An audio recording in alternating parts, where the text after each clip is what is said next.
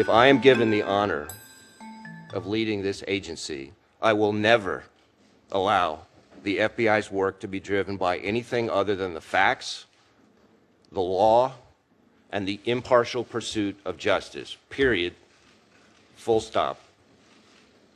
My loyalty is to the Constitution and to the rule of law. Those have been my guideposts throughout my career, and I will continue to adhere to them no matter the test. What is your view on the independence of the FBI generally, but more importantly, as you as director head up that organization? Thank you, Mr. Chairman.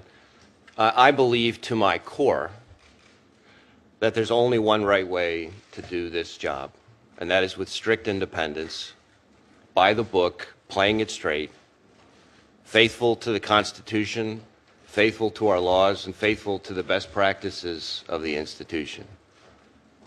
Without fear, without favoritism, and certainly without regard to any partisan political influence. If the president asks you to do something unlawful or unethical, what do you say?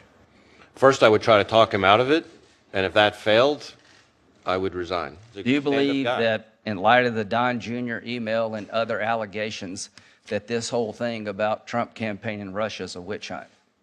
Is that a fair description of what we're all dealing with in America? Well, Senator, I can't speak to the basis for those comments. I can tell you that my experience with Director I'm Mueller— asking you, as the future FBI director, do you consider this endeavor a witch hunt? I do not consider Director Mueller to be on a witch hunt. In my experience, it would be very unusual for there to be any kind of one-on-one meeting between the FBI, any FBI director and any president. Unusual, but it happened. So, as unusual as it may be, would you meet in the Oval Office with the president with no one else present?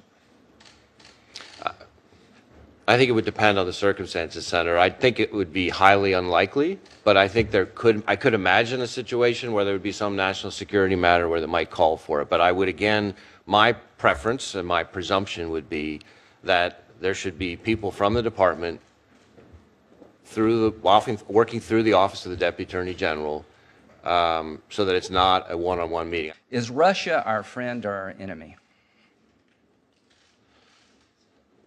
Senator, I think Russia is a foreign nation that we have to deal with very warily. Do you think they're an adversary of the United States? In some situations, yes. Do you think in the situation of trying to compromise our election, that's an adversarial move on their part? Yes. Do you believe the Russians did it when it came to the hacking into the DNC and Podesta's emails? Do you believe the conclusions? Well, Senator, as I said to your colleague, Do you have any reason to doubt I have it? no reason to doubt the conclusions of the intelligence. Would that make you a good candidate to be an enemy of the United States?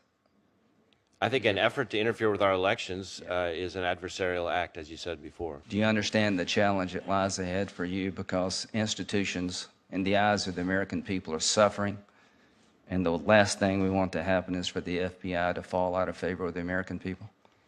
Senator, I think as I said to you in our meeting, I fully understand that this is not a job for the faint of heart, and I can assure this committee I am not faint of heart.